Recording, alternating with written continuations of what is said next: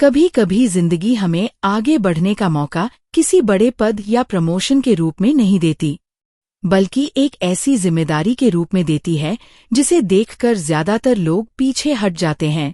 फर्ज करिए आप एक एम्प्लॉई हो और किसी दिन बॉस आपको अपने कैबिन में बुलाए और कहें, राहुल, हमारा एक कर्मचारी कल काम छोड़कर चला गया है, अब उसका काम भी आपको करना पड़ेगा। तो आप क्या जवाब दोगे? सर, मेरे पास पहले से ही काम बहुत है, इसलिए मैं ये काम नहीं कर सकता, ये कहकर मना कर दोगे? या फिर बॉस के दबाव या किसी और कारण से उस काम को करने को राजी हो जाओगे? आप अपना जवाब कहीं लिख लीजिए और फिर ध्यान से ये कहानी सुनिए। इस कहानी को पूरी सुनने के बाद हमें बताइए कि आपने कौन सा जवाब चुना था और क्यों। एक ऐसी ही समस्या एक युवा बैंक एग्जीक्यूटिव के सामने भी आती है। उसका एक सहकर्मी अचानक काम छोड़कर चला जाता है। कहानी शुरू करने से पहले मेरी आप सब लोगों से रिक्वेस्ट है, अगर सच्ची और प्रेरणादायक कहानियां सुनना आप लोगों को पसंद है और आप चाहते हैं कि ऐसी कहानियां आप तक लगातार पहुंचती रहे, तो हमारे चैनल को सब्सक्राइब जरूर कर लीजिए। तो चलिए जानते हैं उस युवा बैंक एग्जीक्यूटिव की पूरी कहानी उसी के शब्दों में। सुबह का समय था। रोज की तरह मैं अपने ऑफिस पहुंचा ही था। मैंने अपनी सीट अभी संभाली भी नहीं थी कि अचानक मेरे पास रखा फोन बजने लगा। जैसे ही मैंने फोन उठाया, सामने से एक आवाज सुनाई दी, तुरंत मेरे कैबिन में आओ। ये मेरे बॉस की आवाज थी और आवाज में गंभीरता थी। मैं सोच में पड़ गया, आखिर क्या मसला था। मुझे बिल्कुल भी अंदाजा नहीं था कि क्या हुआ था। मैं भागता हुआ वाइस प्रेसिडेंट के ऑफिस पहुंचता हूं, जो मेरे विभाग के इंचार्ज है। सर, आपने मुझे बुलाया? बॉस, हां, आओ, मुझे तुमसे एक जरूरी बात करनी थी। बैठो। दरअसल बात यह है कि हमारी बैंक का एक एग्जीक्यूटिव अचानक नौकरी छोड़कर चला गया है। इससे हमारे डिपार्टमेंट में समस्या पैदा हो गई है और जो आदमी गया है उसका काम महत्वपूर्ण है और उसके काम को किए बिना बैंक का काम नहीं चल सकता। ये काम इतना अर्जेंट है कि इसे टाला भी नहीं जा सकता।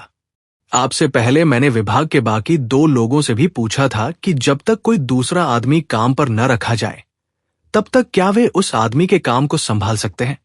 दोनों ने ही सीधे तो मना नहीं किया, परंतु दोनों का ही कहना था कि उनके पास काम का पहले से ही बहुत बोझ है। इतना काम है कि उन्हें सिर उठाने तक की फुर्सत नहीं मिलती। मैं सोच रहा था कि क्या आप कुछ समय के लिए यह अतिरिक्त काम कर लेंगे।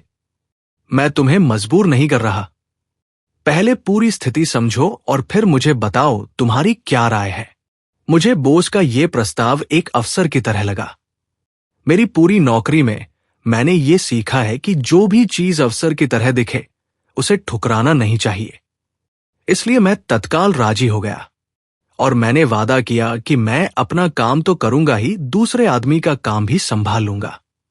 वाइस प्रेसिडेंट ये सुनकर खुश हो गए। मैं ऑफिस से बाहर निकलकर सोच रहा था कि मैंने अपने ऊपर कितनी बड़ी जिम्मेदारी ले ली है। मैं भी अपने विभाग के बाकी 2 लोगों की तरह बहुत व्यस्त था, परंतु मैंने उनकी तरह अतिरिक्त काम से जी नहीं चुराया। मेरा दृढ़ निश्चय था कि मैं दोनों काम एक साथ करने का कोई न कोई रास्ता ढूंढ ही निकालूंगा। मैंने उस दोपहर अपना काम खत्म किया और जब ऑफिस बंद हो गया तो मैंने बैठकर विचार किया कि किस तरह मैं अपनी कार्य क्षमता बढ़ा सकता हूं। मैंने एक पेंसिल ली और अपने हर विचार को लिखना शुरू कर दिया। मेरे दिमाग में बहुत से अच्छे विचार आए। मैंने अपने काम के तरीके की जांच की और कुछ छोटे छोटे बदलाव किए। मैंने अपने रूटीन से कुछ गैर जरूरी कामों को भी हटा दिया। मैंने अपनी सेक्रेटरी से बोल दिया था कि वह मेरे लिए आने वाले सामान्य टेलीफोन कॉल हर दिन एक निश्चित समय ही मुझे ट्रांसफर किया करें। वह किसी निश्चित समय ही बाहर जाने वाले टेलीफोन को लगाया करें। मैंने अपनी चर्चा की अवधि को भी 15 मिनट से घटाकर 10 मिनट कर लिया। मैं अपने सभी डिक्टेशन हर दिन एक ही बार में देने लगा। मैंने ये भी पाया कि मेरी सेक्रेटरी मेरी मदद कर सकती थी और मेरे बदले में कई काम संभाल सकती है। मैं पिछले 2 साल से यह काम कर रहा था और सच कहूं तो मुझे ये जानकर इतनी हैरत हुई कि मैं अब तक कितनी कम क्षमता से काम कर रहा था। 1 हफ्ते के समय में ही मैं पहले से 2 गुने पत्र डिक्टेट करने लगा। पहले से 50% ज्यादा फोन कॉल करने और सुनने लगा। पहले से 50% ज्यादा मीटिंगों में भाग लेने लगा। और ये सब बिना तनाव के करने लगा। इसी तरह 2 सप्ताह और गुजर गए। 3 सप्ताह बाद फिर से वाइस प्रेसिडेंट ने मुझे बुलवाया और इस अतिरिक्त जिम्मेदारी को इतनी अच्छी तरह संभालने के लिए उन्होंने मेरी तारीफ की। उन्होंने मुझसे कहा, मैंने तुम्हारे काम को काफी करीब से देखा है। तुमने जिस तरह इस जिम्मेदारी को संभाला है, उससे मैं काफी प्रभावित हूं। मैं एक ऐसे आदमी की तलाश में था जो इस जिम्मेदारी को अच्छे से संभाल सके। इसके लिए मैं बैंक के अंदर और बाहर भी अब तक कई लोगों को परख चुका हूं, परंतु अब तक मुझे इस लायक सही आदमी नहीं मिला था।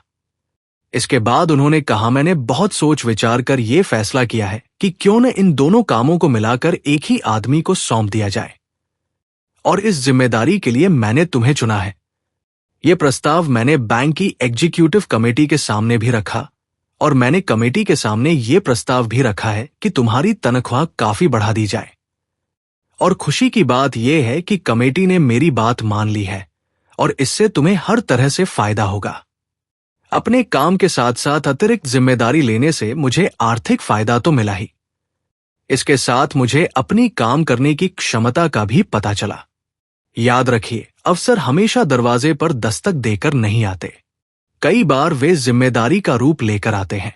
इसलिए अगली बार जब कोई मुश्किल जिम्मेदारी आपके सामने आए तो उससे भागने से पहले एक बार खुद से जरूर पूछिए, कहीं यही जिम्मेदारी मेरे अगले मुकाम की सीढ़ी तो नहीं।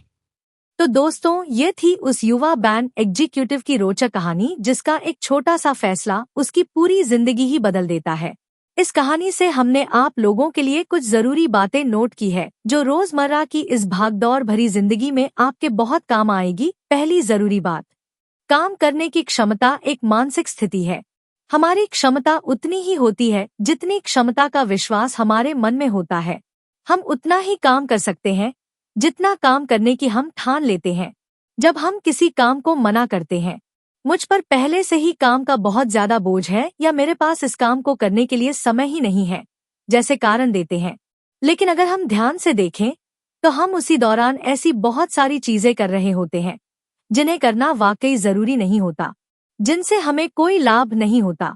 मैं तो आपसे यही कहूंगी, अपने काम की क्वालिटी सुधारें और आप जितना पहले करते थे उससे ज्यादा काम करें। अपने वर्तमान काम को योजनाबद्ध तरीके से करें। अपनी रोजमर्रा की गतिविधियों का शॉर्टकट ढूंढें और महत्वहीन कामों को करना पूरी तरह छोड़ दें। ये रवैया आपको बिजनेस में, घर में, समाज में हर जगह हेल्प करेगा।